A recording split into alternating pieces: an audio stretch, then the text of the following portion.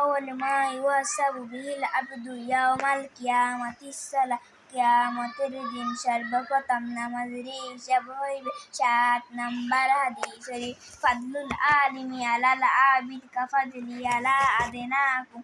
তোমাদের মধ্যে সর্বাপেক্ষা ছোট ব্যক্তি হইতে আমার মর্তবা যত বড় হবে। ইলম আবিদের চেয়ে একজন খাঁটি আলেমের মর্তবা তত বড়। ৮ নাম্বার হাদিস শরীফ, আদ-দুআ ওয়াল ইবাদাত, অর্থ দোয়া ও ইবাদত।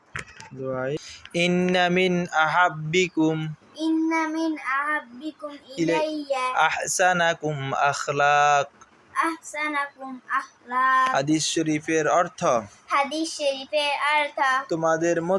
তোমাদের মধ্যে আমার নিকট ওই ব্যক্তি বেশি প্রিয় যে সবচেয়ে চরিত্রবান।